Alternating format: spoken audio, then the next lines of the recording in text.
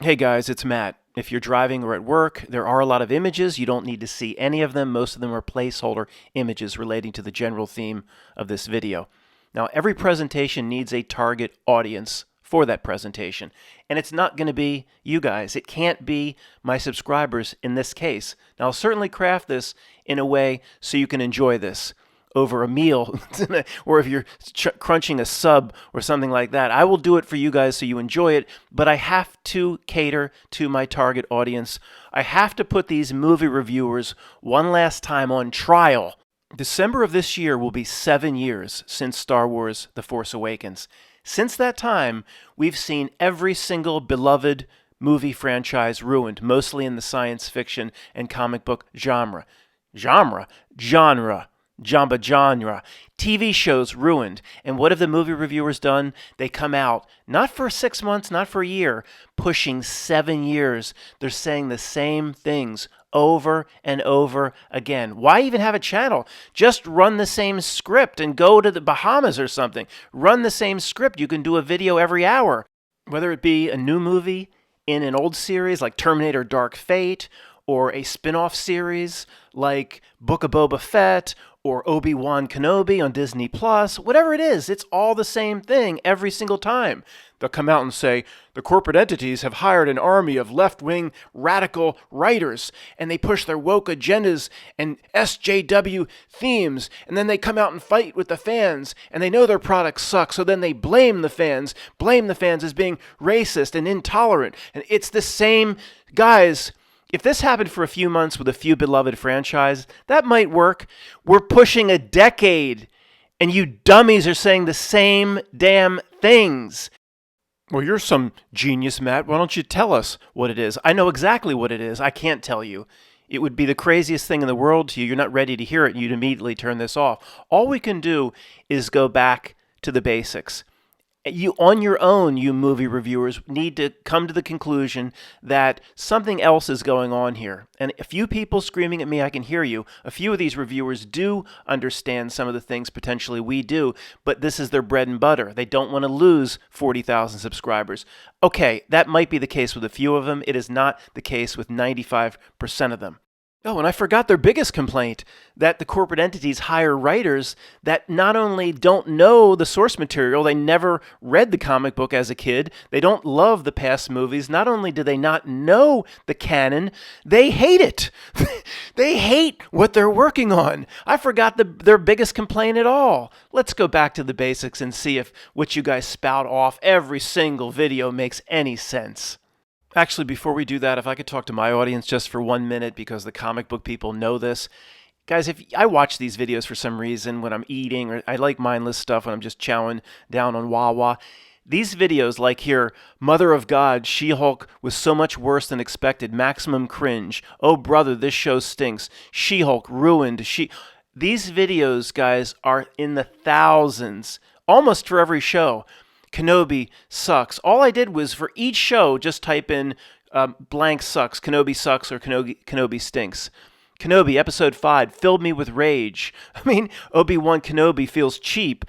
Another one bites the dust. Another one Disney can't get right.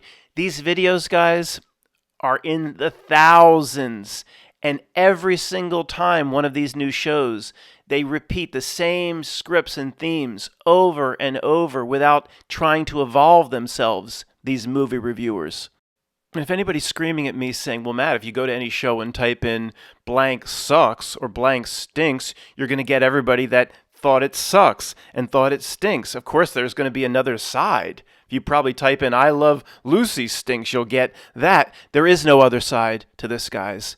There is no subjective argument. These shows are absolutely horrible. I don't care what the reviewers on Rotten Tomatoes say.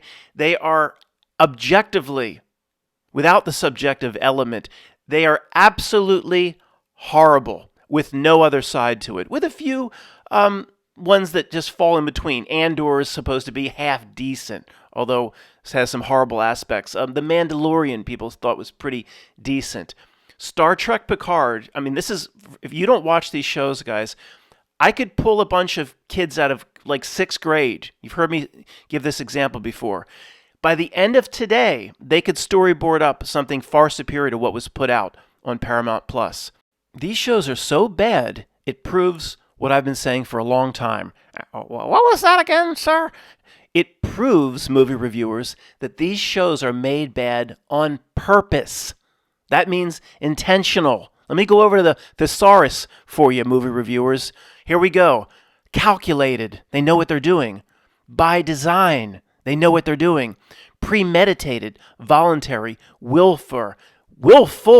Not Will Smith. Willful, not Will Ford. Designated, advised, and after. Do you understand the words, movie reviewers, that are coming out of my mouth? Now, what I'm saying to them is so bizarre, so incomprehensible, I've got to insert the My Cousin Vinny for the movie reviewers here. Remember in the movie? Same model car, same model tire, identical. Put his hands out, right? I got to do that for you. I'm saying made bad on purpose. And they're still going, well, how could that be? What? All these corporations are about profits. They're not going to sink their own characters on purpose because they have to make profits. Let's go back to the basics and see how much that genius script holds up, sir. One quick note to my audience. I know these movie reviewer channels don't watch this channel. They're not into examining the world the way we do. But you can leave a link with Google YouTube. And I know probably 500 or 600 of you that will eventually listen to this do watch some of these other channels. Nerdrotic, The Critical Drinker, Just a Guy or Just Some Guy, Robot Head, The Quartering, The Woke Critic. There's hundreds of these channels, all of decent size, up through 1 million plus subscribers on Critical Drinker. Just at some point, if you believe what I'm saying here, leave a short message or a comment. Guys, this stuff is made bad on purpose. It's obvious at this point, and here is a video explaining why, and leave a link to this video. You're trying to recruit me to go to some other channel and leave links back to this channel to increase your subscriber base? Yeah, that's it. You caught me. Yeah, that's it. I don't care about that, sir. Just trying to, and I don't expect these movie reviewers to come around either. Just some good people may start to understand the way the world really works. I don't expect the movie reviewers to change. They know what script works for them. They know what butters their bread, sir. It's time for the classroom segment. If you're still working and can't see this, the next 3 slides, it's like a chalkboard and a classroom. You don't need to see it. You'll be able to follow along. It's Film School 101. Outside Philadelphia here, or what I was familiar with from high school, was Montco, Montgomery County Community College, where like half my high school went. Montco. This is the first day of film school. Film School 101. Now to start class, let me direct your attention to the main chalkboard in the very front.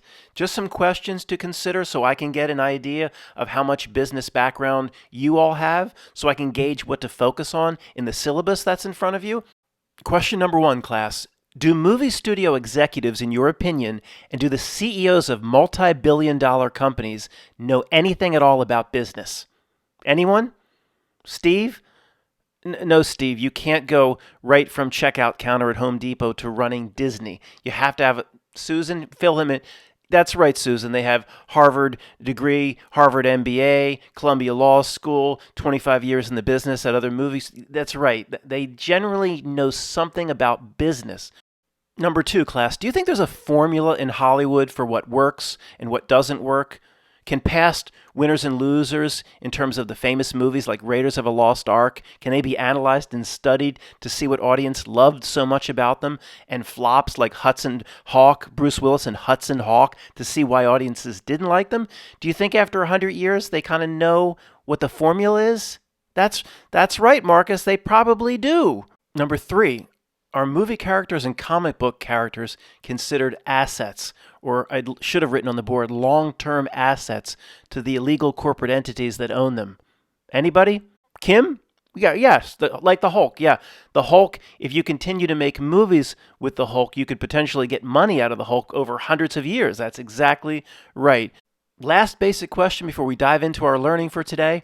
Class, do movie studios, in your opinion, want to make a profit? Anyone? The class isn't sure. A lot of heads being scratched out there. A profit. You know what that? They want to make money. Anybody? Come on. Think about the movie studios. Are they owned by anybody? Larger corporations? Voodoo economics? The scene from Ferris Bueller, this joke's not working. Anybody? That's right. They want to make a profit. It took you a while, but you got it.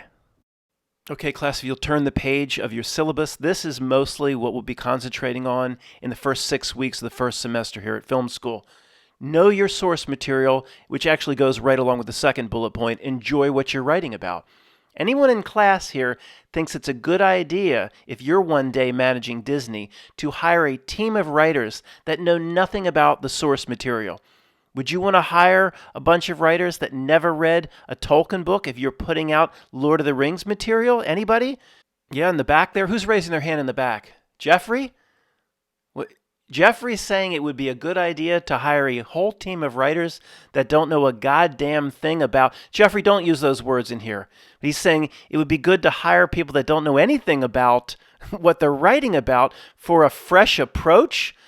Jeffrey, you could get lucky, Jeffrey, by hiring genius writers, but that's not the way it's done. You want writers that care about the material, love the material, and are excited about writing about the material. Does that make sense to you, Jeffrey?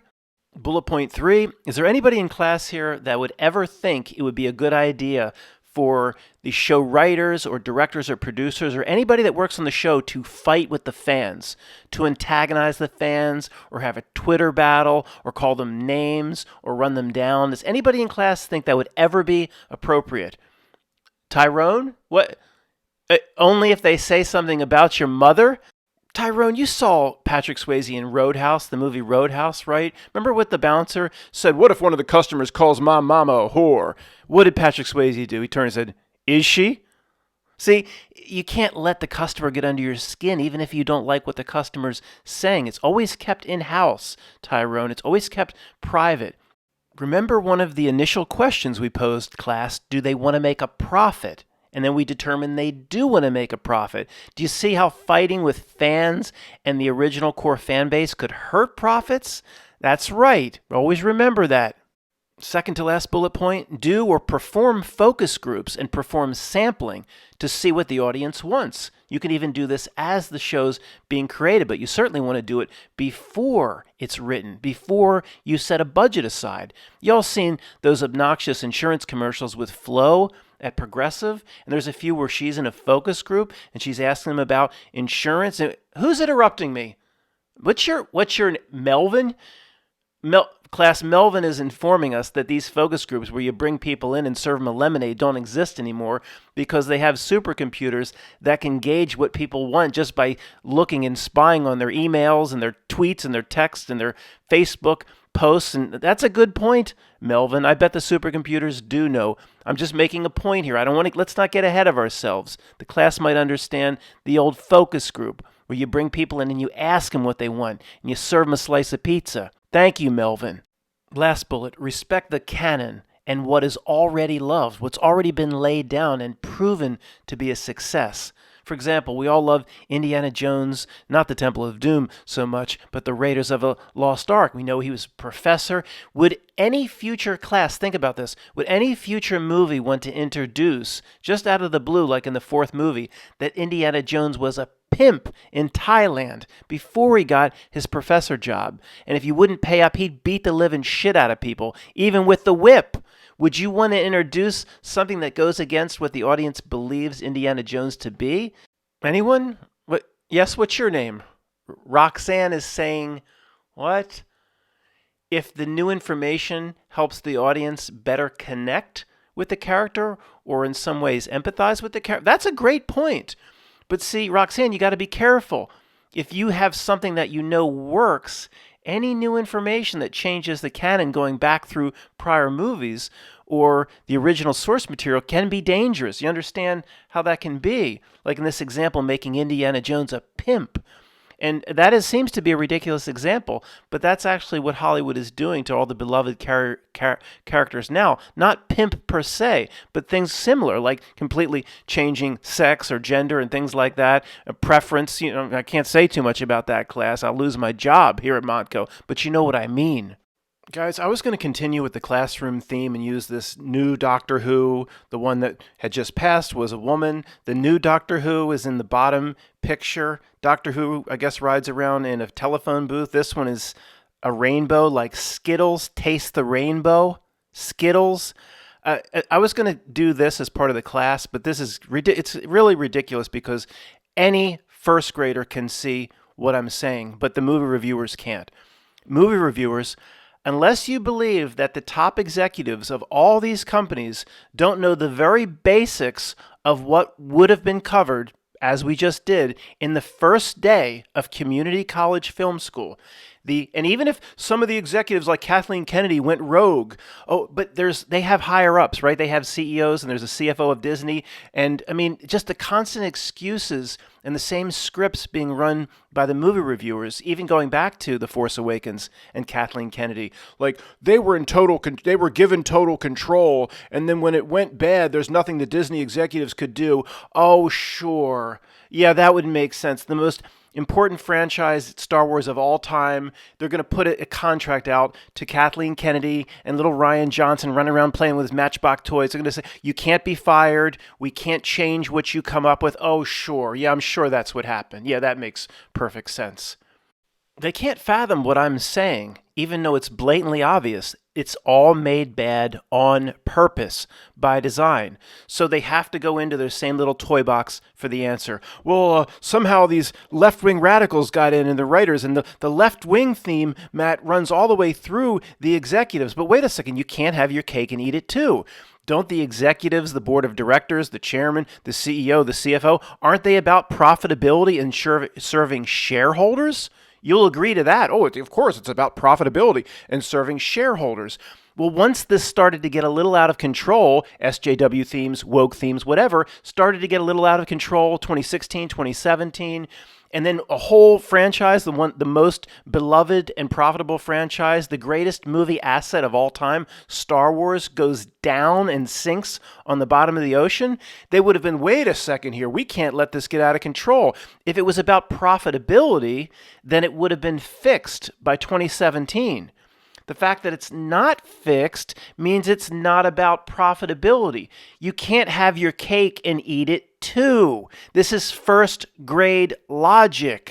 If there's one YouTube movie reviewer, by the way, of course I'm talking about the YouTube movie reviewers, the ones that position themselves as on the side of fans and on our side. Obviously, I'm not trying to bring around complete shills and puppets of the system like the New York Times movie review or Rotten Tomatoes. All directly serve the system. At least with these YouTube movie reviewers, they seem to be on our side. They don't understand first grade logic, but I don't think they work for the studios. At least most of them seem relatively independent. They just don't get it for some reason. I'm certainly not trying to reach out to real reviewers like Siskel and Ebert types that just will literally bow down and do whatever the studio says to do. Of course, I should have made that clear up front, but you could tell by some of the images, I'm not showing videos being made here by Vanity Fair magazine and other elements of the system itself. So if anybody found their way over here from the YouTube movie reviews, or even the fans of YouTube movie review channels that have never been on the quote conspiracy side of YouTube, I know you're just dying or begging me to say, well, wait a second, made bad on purpose. You're going to need to explain that. I'm not sure I'm going to go there in this video. You wouldn't. We've been studying reality, how the world works, the powers that be. It's just too strange for anybody new that's showing up here for the first time. It's like, okay, there's a whole stone wall knocked down, completely knocked down, a huge, 50,000 ton stone wall. And all I need to do is to prove that it's not knocked down by that cat. And you're saying, well, if you're going to say so definitively it wasn't knocked down by that cat, then you must tell me what knocked down the wall. I have a good idea what knocked down the wall, but I'm not going to go there. You wouldn't believe it anyway. All I'm out to do is to prove to you, and it is about this simple, it's a good analogy, that wall was not knocked down 50,000 tons by that cat, whatever the reason may be. I may come forth as a madman and say, well, you remember that movie V with the aliens and the reptilians? That's actually who controls the White House. There's a whole alien invasion that's back. Whatever my crazy reason is on the conspiracy side, it doesn't matter.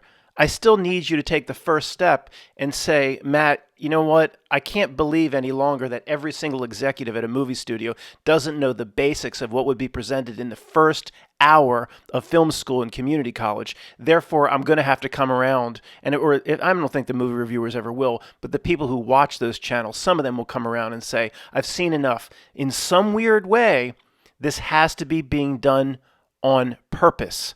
Before continuing, I've got to go back to one important point, that no matter how much anybody that comes over to this video doesn't want to believe what I'm saying, this completely puts them in a box, and they have to give me one toy or the other from their same old toy box. You got to hand me one toy or the other. Hand me the Stretch Armstrong or hand me the Iron Man doll. One of the two. If you believe that they're about profits, then you can't keep using the same excuse that the whole studio is littered with a bunch of social justice warriors that just wants to run around and push woke social justice themes, and Skittles taste the rainbow. You know where I'm going with that. And you can't have it both ways. If they're going, they know, everybody knows that that doesn't sell. Now, they knew it wouldn't sell the first second in 2015 or whenever this stuff started. Of course they did. Nobody would. You could get 6 people in a focus group, an old-fashioned focus group from the 60s, and say to diehard Doctor Who fans, do you want to change everything and make it a woman or make it a Taste the Rainbow? Of course they're going to be like, no, don't change my Doctor Who. Do I have to tell anybody that? They knew right from the start none of this would work, which proves, on top of everything I've said, it's on purpose. But if it started to go bad, obviously nobody wants this social justice warrior woke stuff. They're not, well, and these movie reviewers still have their excuses. Well, Matt, they're trying to cater to these new audiences. Oh, yeah, the social justice warrior people that run around certain parts of Peachtree Street in Atlanta and San Francisco, they're going to be so into comic book stuff, and they're just going to take up where the other fans left off. Of course no one would expect that. Come on, sir. So remember, back to the 2 toys left in your toy box. You got to hand me one. Make it Stretched Armstrong if you want. Stretched Armstrong or that Iron Man doll. You got to hand me one. If it's about profits, then they're not going to hold on to what they've known now from the very beginning doesn't sell. They're not, the whole studio infrastructure, executives at every level aren't going to hold on to this. They just have to keep pushing the vein of SJW woke themes because they now know the profits have tanked. They knew that from the start, of course. But if it's about profits, then you abandon this. And if you're not going to abandon this, then you must admit, anybody listening that's not on our side of YouTube, that they've actually now put the agenda in front of profits, or the ability to have certain assets that could pay dividends for hundreds of years, like the Hulk or the She-Hulk, completely sunk. They're willing to give all of those future profits and assets up for the sake of pushing this stuff. Now, what does that tell you about the world? That should open a door that the world is not what you think it is. Well, I thought it was all about profits and serving shareholders. You can't have it both ways. So to the few people that actually came over to this video from the target audience that I'm initially here trying to reach, we have made a little bit of a stride here, because at this moment you must admit that people must be coming around, because there is no other possibility. I'd like to take you farther in the future, but for now you must say it's now confirmed. The agenda comes before the profits. Now again, this is a big step in your future understanding of how the world works. We know now for sure, 100%, and there's a whole lot more to it than this, but we have to start here in kindergarten. We know 100% that the agenda is coming before profits. Or they're too stupid to look back over what's happened over the past 5 to 7 years and see that nobody wants this. They knew nobody wanted this from the start. Okay, I've said that a million times. They know now it's 2022. It's been going on since 2015 or so. So the agenda, it comes before profits. Now that should open a whole new door as to how the world works that relates to a million different areas, things that you never would consider unless you're on the quote crazy side of YouTube. When Target stores and all these stores about 8 years ago, they got rid of the blue aisle for boys. They got rid of the pink aisle, and they started putting the toys together, going along with all the demi-boy stuff or the non-binary stuff. They just went along with it. That's only a tiny little sliver of what the country wanted. They just wanted, the agenda came before profits. Okay? Kiara yesterday, all pissed off in an email of what the Aldi grocery stores put on the door of the restroom, the bathroom. You know where I'm going with this. They know that 99% of the people that shop there don't want that put in their face, yet they all keep doing it. The agenda before profits. Now, this opens a whole new avenue as to how the world really works if you want to investigate it and get your head out of your ass. Okay, I've thrown a lot at you. Let's calm down, return to the basics. You know what gives this whole thing away? Again, I love the simple concept of the focus group introduced by marketing managers in the 50s or whatever it is. Anybody can see that even through a simple focus group, 90% of what these studios presented would never have made it out if they would have just brought in 10 fans, 5 on either side of a table. So, for example, this Miss Marvel, Brie Larson is her name, I believe. Brie Larson, one of the most unlikable people in the history of the human being. Trace it back through Homo Pithecus, or one of the most unlikable people of all time. Now, again, we have nobody to hire at this studio except these 2 kids out of film school, community college. We'll bring we don't know what to do. Let's bring in a focus group of 10 people. And we're thinking of doing this Brie Larson as Miss Marvel and some other candidates. But is she, first of all, the most important thing before we spend millions of dollars making this movie, is she likable? Let me show you some clips of other things she's done. And 9 out of 10 people would have raised their hand. And the 1 out of 10 that wouldn't, it would be Brie Larson's brother made his way into the focus group. They say, she's the most unlikable thing I've ever seen. If you're going to put her in a movie, make sure it's a Wizard of Oz remake as the Wicked Witch. That's what would have come out of a simple focus group. But the studio they can't even do that. They can't bring in 10 people with a large mushroom pie and some country time lemonade. They can't do a simple focus group to see what people like. And Matt, maybe it's you that just don't like Brie Larson. No. Nobody likes Brie Larson. She's chosen for the role because she's unlikable. Let me repeat that. She's chosen because she's unlikable. Now, I know that's not fathomable to anybody that stumbled upon this video. Like, wait, as hell could that be? It's hard. I can't explain it to you in this video. You need about 5 years of reality research and study to comprehend that. I'm just asking you to notice, since, again, anybody in the first grade film school would have done a simple focus group to see if Brie Larson was likable by an audience. Do we agree? That does make sense, Matt, that they could have spent $40 on 2 large mushroom pies and done some focus groups to see if anybody likes this character that they're going to put. Sorry, not as Miss Marvel. That's another disaster character. Captain Marvel. Because they could have done it and should have done it and didn't do it, they're not stupid, therefore they did do it. The focus group said they hate her, so they said, that's it, that's the one for us. We want the character to be hated. I know, I can't explain it to you now. I'm just asking you to observe there is no other possibility at this point, 8 years into this bullshit. Again, I keep talking about focus groups and bringing in 10 people. That's the way it was done in the 50s. I understand it's not done that way anymore, but it just creates or presents a simple point. Sure, they have some marketing company that has supercomputers that can analyze people's tweets and Facebook posts and reactions and comments under YouTube videos for whatever was released in 2014 and 15. They know just from analyzing the comments and the posts and the tweets what people want, what they don't. It's not a mystery. They know exactly how to maximize their profits based on what people want if they wanted to maximize their profits, which obviously they don't. Using this, just whatever's on screen in front of me now, is Terminator Dark Fate. Oh, here we go. Terminator Dark Fate sucks. A rant about the worst sequel ever. Terminator Dark Fate is terrible. It's the same stuff every single time, year after year. But nobody, as the movie reviewers, they never take a different spin on their same script. Terminator Dark Fate pissed me off. Rant review. Another simple exercise to kind of see through things or to take a step back in addition to the focus group is, what would the initial boardroom meeting planning for the movie, with the studio executives or the director and the producer, or pitching ideas or concept art? How would that have gone? And how did this loser Terminator ever make it as the Terminator for Dark Fate? So again, let's back up to the initial boardroom, smoking room meeting where they're pushing pictures of this actor.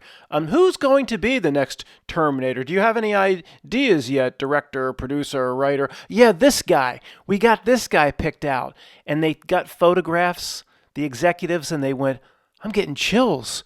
This could be even better than Arnold Schwarzenegger in 1980. Nobody in the world would get excited over this guy. No offense, sir, the actor who played this Terminator, if you're listening to the sound of my voice, but give me a break. Who would ever say, yeah, that's who we want. This is incredible. Look at this guy. Give me a break. If anything were real, they would have slid the pictures back and they said, I'd like you to keep looking for the next Terminator. We don't really love this guy. Come on, look at him. He could be used in other roles. It's no offense to him, and if anybody running scripts, one of the goals in this life is not to run the scripts that this download gives you. Anybody running scripts that, they needed a Latino, then you just ran that script. One of your goals in life should be to exit from the script. Well, it's not fine if they thought they needed a Latino because they had a woman Terminator. Fine, but this guy, there's a billion Latinos in Latin America down to Peru or down through Argentina to the tip of Cape Horn or whatever's down there. That's South Africa, whatever. It doesn't matter. They could have found somebody better. So are you saying that in a way this choice of Terminator is meant to be bad? That's exactly what I'm saying. If the basis of my entire theory is made bad on purpose, well, there's a lot of ways you can make something bad on purpose. You don't have to just use woke and social justice warrior themes. That's the most successful way for the system to make something bad on purpose because it's easily explained away by those that make the YouTube movie review videos. You say, well, left-wing politics has invaded everything. That's exactly the way they want people to bitch about it. All those YouTube movie reviewers making those types of videos are doing exactly what the system wants them to do. But they always have 2 or 3 or 4 objectives at once. To ruin what was once good, to ruin what was once beloved by the fan base. At the same time, if they do it with SJW, woke themes, etc., Skittles, the candy Skittles, Taste the Rainbow and all that, then they get a added bonus, a big stack of fries with their Build-A-Burger. That people will just start bitching about all the liberal woke themes that have invaded now everything and political correctness. They love it when people start going off about that. Again, I can't sit here in one video and explain all of reality to people. I'm just asking you to notice the obvious. The creators of this comic book at Marvel created the characters, it's not a joke, Snowflake and Safe Space. They're non-binary characters and use the pronouns they, them. It's not a joke, right from the creators of the New Warriors. As I alluded to earlier, but hard to comprehend if you haven't been looking at these videos, there are just thousands of these. For each one that's a disaster. The spin-off movie from Marvel's The Avenger, The Black Widow Sucks, Black Widow Sucks rant. It just goes on and on for each one. Kevin Smith comes back promising to make He-Man or the Masters of the Universe. Complete disaster. Kevin Smith stinks. Kevin Smith, full-blown meltdown. Here we go again. Same themes and scripts. Blames fans for the problem. Oh yeah, blame the fans. Marvel Phase 4, who cares? Loki, slow, muddled, badly written. WandaVision is bad. Why Wanda is a villain. WandaVision is bad. Endless bullshit. The new Quantum Leap just came out. Why the new Quantum Leap sucks. And again, guys, it's not like it's just, oh, that's your opinion. No. One last time. These TV shows and movies are as bad as these reviewers say they are. It's just the reviewers don't have a clue as to what's really going on. I can say that because it's been 7 or 8 years. We have a gigantic sample size. It's not like it's like, oh, it's been 6 months and these 3 TV shows have been ruined and maybe something's up here. It's pushing a decade. Nothing is good, and it's not just this. It's all forms of art. Music has been completely destroyed. It's not just this. Somehow, the people of today, led by these YouTube movie reviewers, just think that, one, they believe nothing can be made well today, and anything that potentially could be made well is exclusively ruined because of the woke SJW political correct themes. They go hand in hand. Even when things don't have a ridiculously hard political correct spin to them, they're still bad. If we had a few down years, no good music, no good movies, no good art, then okay, maybe we've had some bad luck, or hey, everything ebbs and flows, right? We're pushing 15 to 20 years on the music. We're pushing about 15 years since there's been a great movie. I didn't see Top Gun 2. Is that really going to be the next Gone with the Wind? I'm sure it was exciting, but that doesn't just debunk everything I'm saying because there's one or two decent action movies. When hundreds and hundreds stink and hundreds of hundreds, they ruin the previous franchise. But back in the 70s, you have incredibly good works like Battlestar Galactica 1978 on a low budget and taking a risk. Nobody's ever done anything like this. They don't know the formula of what works. They just get it right without copying anybody's previous formula. This is no way like Star Wars. Go back and watch the initial Battlestar Galactica, considering what it was, the budget. It's very impressive. Here's a comment I pulled from somewhere.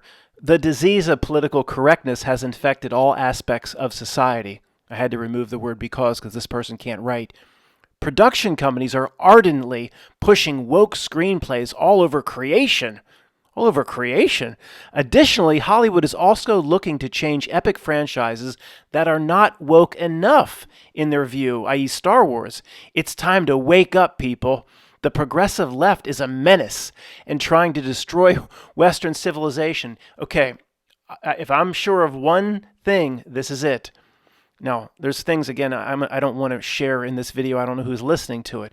But if you just go back and blame the left-wing, quote, disease that's throughout everything as the reason for all of this, you are doing exactly what they want.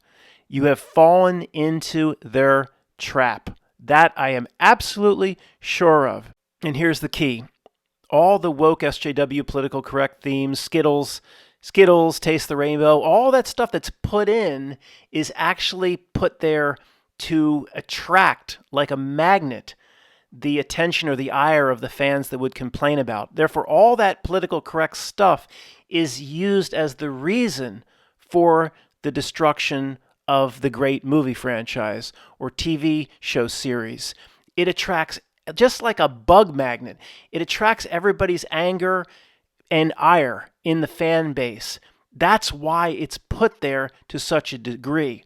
It's the scapegoat. Everyone can point to it as to why their beloved franchise or character or comic book series is now completely ruined.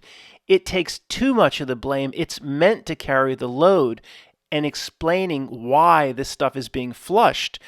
For example, if everything went bad for no reason, then people might start to scratch their head and wonder. If you're out to ruin something and you litter it up with these types of themes that get all the YouTube movie reviewers all worked up, then again, like the bug zapper, that attracts 98% of the attention, anger, and ire. All the other elements don't really matter anymore. Those other elements aren't discussed as much. And you have the same excuse or reason why everything's getting flushed. You have the same people to blame or same political correct agendas or a liberal / some people even say communist vein has taken over Hollywood, when that's exactly what they want people to believe. The people that get upset about it, in like a movie review circle, they're similar to conservatives on the political side. Conservatism on the political side is very natural. It's looking at a ridiculous behemoth saying that what exists out here shouldn't exist and it needs to be trimmed or controlled. Conservatism is natural, but then they get people trapped in that farm where they can't see beyond it. They can't see that how they're used in the entire system and what its ultimate goals and agendas are. these movie reviewers on YouTube, in the same way by the system, are being used to bitch about exactly what the system wants to highlight. It wants these videos made by these YouTube movie reviewers complaining about the same old thing. There's no doubt about it, in my opinion. It's not even 99%, it's 100%. They are doing exactly what this sick system wants them to do. They have fallen for it all the way. Okay, guys, in summary or conclusion, I can't explain to these YouTube movie reviewers any more about how the world works. They already think I'm crazy, I'm sure, based on what was said, and that assumes one or two of them even listened to this. Anybody who came over here probably turned it off in the first 5 minutes. Hey, at least I tried. At least some people that watch their channels may listen to this and stop with that nonsense. Start finding out about how the world really works. But I will return to where I circled the wagons. And this, guys, keep pressing these guys to make a decision. Here's where it's not just beyond keep commenting it's made bad on purpose. Here's where the wagons were circled. You can either believe that profitability is what the movie studios and the corporations are all about, or you can believe that the agenda is actually much more important and it, quote, trumps profitability. They're willing to forego profits for the agenda. This is somewhere none of these movie reviewers have ever gone here, and you have to pick one toy or the other. You cannot have your cake and eat it too. If it's all about profits, that's what we've been told since kindergarten. All corporations are ultimately about shareholder value, return on investment. It's all about profits.